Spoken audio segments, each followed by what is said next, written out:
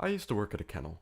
It was one of those, you drop your dog off for a day or 2 months and we take care of him.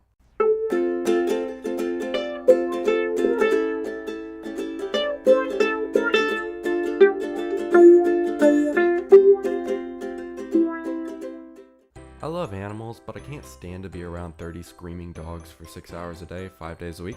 They would bark at every possible thing a dog could bark at. If someone came in the door, they'd bark. If there was an inconvenient shadow, they'd bark. I ended up working there because my sister who works there put in a good word for me. Yeah, that's right, I stooped to nepotism. We had a list of things we had to do every day, like clean the kennels, feed the dogs, stuff like that.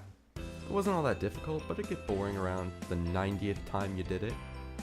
Some dog owners are ridiculous. They expect their dog to be treated like a king. And I want my little Otis to have 4 squared meals a day. 4 squared meals a day, that's 16 meals. Otis was a pug. He didn't need that much food. And you must thaw carrots and asparagus and tulips for my darling. I'm not even kidding. We had to do that. The people who worked there were alright. There was this one girl, I don't remember her name, it's not important, but she was a nerd, and it was refreshing. The other people, aside from my sister, were frustrating to work with. Angie had Asperger's, I'm not insulting her, she did, which made her hard to work with. Kenna had a cool name, but she was a stuck-up high school senior who couldn't be trifled by talking to her coworkers. And this would be a good time to mention, only 2 people would work a shift a day. There were 2 shifts, 7 to 12:30 and 1 to 6. So if you didn't like your coworker, too bad, because you're stuck with them for 5 hours. I remember this one new girl they hired. She was a very short person. I don't even think she was 5 feet tall.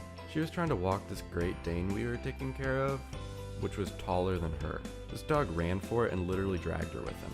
I was in the kitchen at the time and I saw him run by the door, and a few seconds later she ran by the door, and then a few seconds later my boss started screaming.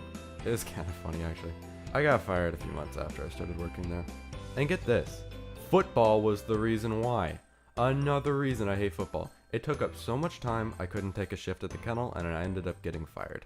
I didn't even like working there, so there. They had nice snacks though.